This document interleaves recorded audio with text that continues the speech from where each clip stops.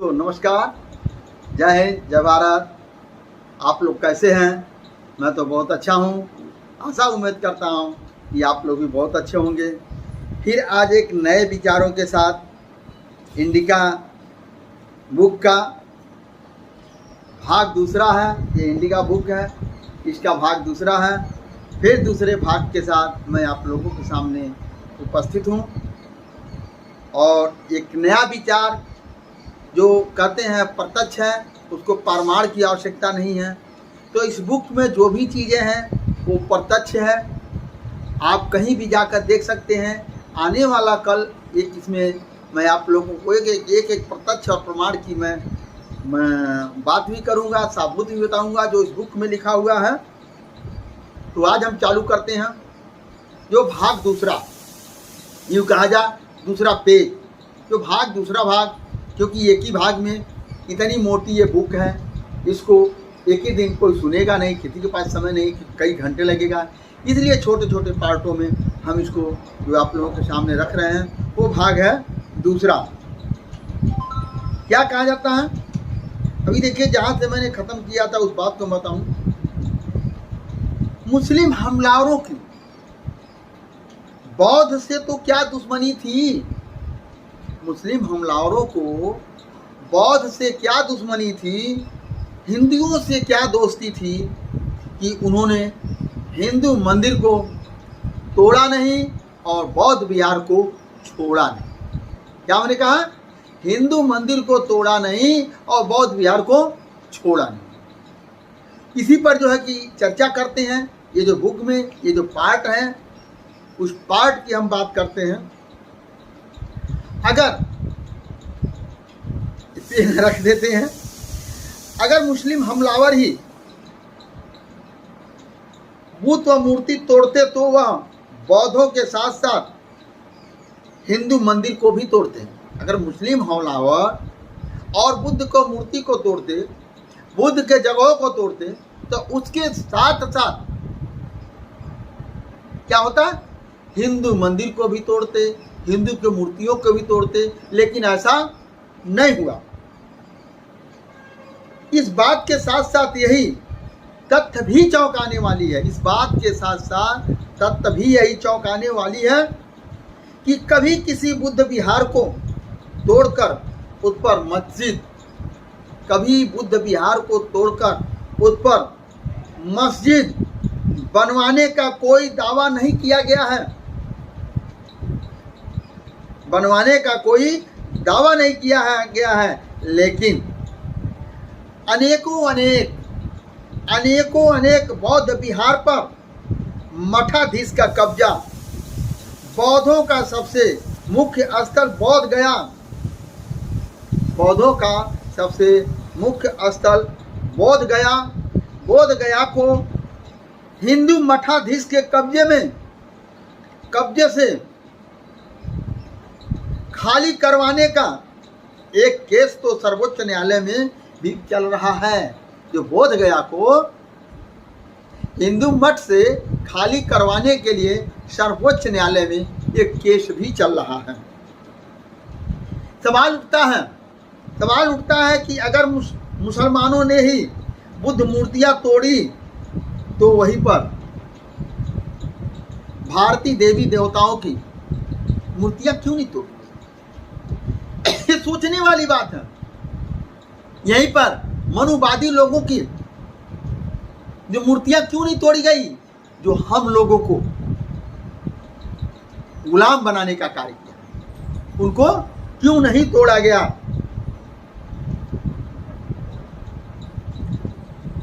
और उसी जगह पर तोड़ करके देवी देवता, बौद्ध विहार को तोड़ करके उसी जगह पर देवी देवताओं की मूर्तियां लगा दिया गया। दोस्तों, मैं नहीं कह रहा हूं, ये इंडिका बुक करी और ये साबूत के साथ करी। प्रश्न तो उठता है, करने वाली बातें हैं, सोचने वाली बात है। प्रश्न अंततः मगर उत्तर शायद कोई नहीं देता है। इसका उत्तर कोई नहीं देता, क्योंकि इतिहासकार हमें यह ज्ञान देते हैं, इतिहासकार हमें यह ज्ञान देते हैं कि राजाओं की लड़ाई और उनकी वंशावली, इतिहासकार क्या हमको दिलाते हैं? राजाओं की लड़ाई, उनकी वंशावली याद करना ही मात्र है मेरा इतिहास है, क्योंकि ये चीज है नहीं। जो सत्य की जो वंशावली है, सत्य की जो चीज है, उसको हमको याद करना चाहिए। लेकिन दुर्भाग्यपूर्ण की बात है, दुर्भाग्य की बात है कि हमारे भारतवर्ष में जो सत्य है उसको, उस इतिहास को पढ़ाया ही नहीं जा रहा है, उस इतिहास को बताया ही नहीं जा रहा है, उसको लोगों को समझाया नहीं जा रहा है। जिन इतिहासों से पूरी दुनिया का विज्ञान प्रगति काम कर रही है, पूरी दुनिया के लोग उस इतिहासों को पढ़ करके चांद पर चले जा रहे हैं, कहाँ कहाँ जा रहे हैं, कितना उनका विकास है, उनकी करेंसी कितनी बड़ी है, हमारी करेंसी कितनी छोटी है, क्योंकि वो लोग सत्य के इतिहास को पढ़ते हैं और हम झूठ के इतिहास को पढ़ते हैं। जब हम झूठ के इतिहास को पढ़ेंगे तो मेरी करेंसी भी झूठी हो जाएगी, मेरा भारतवर्ष जो है विश्व गुरु बनने से झूठा हो जाएगा, यानी हम बहुत पीछे हो जाएंगे, नीचे गिर जाएंगे। इसलिए ये कुछ लोगों की चाल है, इनको सत्य का इतिहास न पढ़ा करके उनके हाथों में देवी देवताओं का इतिहास को दे दिया जाए, वो उनको पढ़ाया जाए, क्योंकि उससे पर्सनल कुछ लोगों का लाभ है, लेकिन करोड़ों करोड़ लोगों की हानि है।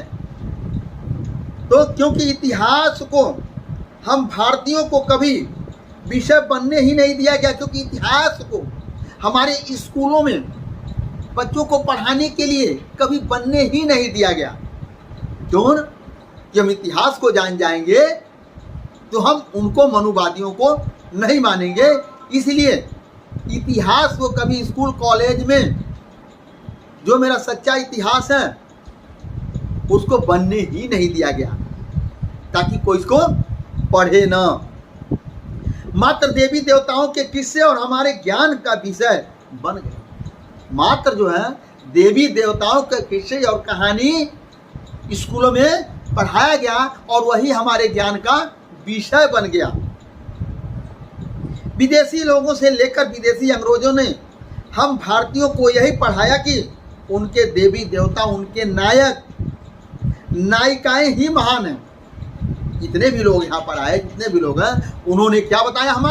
हमारे जो पूर्वज थे, हमारे यहाँ के जो लोग थे, जिसे पूरी दुनिया उसको पढ़ती है, उनको नकार करके उन्होंने अपने नायक और नायिकाएं को, यानी अपने पूर्वज को, उन्होंने क्या हुआ, हमें एक आदर्श बना दिया कि आपका आदर्श बना करके पेश कर दिया और उसे हम अपना इतिहास मान करके आज तक हम पढ़ रहे हैं। उन्होंने क्या कहा कि यही सबसे महान है। उन्होंने जो बताया हमको, यही सबसे महान है। दुनिया भर में युद्ध द्वारा हत्या और लूटमाट करने वाला, दुनिया भर में युद्ध द्वारा लूटपाट और हत्या करने वाला, जिसका नाम सिकंदर था, उसको ग्रेट, महान बताया गया। लेकिन काबुल से लेकर के एक बहुत ही गंभीरता बात मैं आप लोगों को बता रहा हूं, बहुत सोचने और समझने वाली बात है। ये आपको आने वाला कल काम आएगा, या आपके बच्चों को आने वाला काम आएगा, आपके जनरेशन का बदलाव करेगा। जो गलत इतिहास पढ़ाया गया है, क्योंकि उसमें साक्ष्य नहीं है। ये जो इंडिका बुक है, यह एक साक्ष्य है। तो काबुल से लेकर के कलकत्ता तक ठंडी ठंडी, काबुल से लेकर कलकत्ता तक ठंडी ठंडी सड़क बनवाने वाला घनानंद राजा नंदवंश, घनानंद राजा नंदवंश के राजाओं का कहीं कोई इतिहास में नामो निशान तक नहीं है। जिन्होंने भारतवर्ष में पहली काबुल से लेकर के कलकत्ता तक ठंडा ठंडा सड़क बनवाने का नंद वंश ने काम किया, आज उनका कहीं जिक्र नहीं है। जीटी रोड है, ग्रैंड ट्रंक रोड है, हाईवे है, सिरसा सूरी मार्ग है। सब लोगों ने समय समय पर उस रोड का परिवर्तन किया, लेकिन उस रोड का नींव किसने रखा? ये किसी से कहीं बताने की किसी को शायद कोई आवश्यकता न पड़ी, ताकि ये लोग जान जाएंगे, इसलिए इस इतिहास को न बता करके इसको छिपा दिया गया। और घनानंद राजा जो क्या था, एक बहुत महान राजा था, लेकिन वही इतिहासकार क्या किए, उसको बहुत खराब, बहुत बदमाश, बहुत दुराचारी राजा था। और उसको चाणक्य ने चंद्रगुप्त मौर्य को गद्दी पर बैठाया, उसको हरा करके, बात मैं आगे कहूंगा। तो वहां पर यह ऐसा कहा गया जो कि ऐसा नहीं है, ऐसा है नहीं, क्योंकि प्रमाण खोजेंगे तो आपको ऐसा नहीं मिलेगा। युद्ध के दौरान, युद्ध के मैदान से दुम दबाकर भागने वाला तब तक भागता रहा जब तक थक करके घोड़ा मर नहीं गया। घोड़ा को दौड़ाते रहा और तब तक भागते रहा जब तक घोड़ा मर नहीं गया।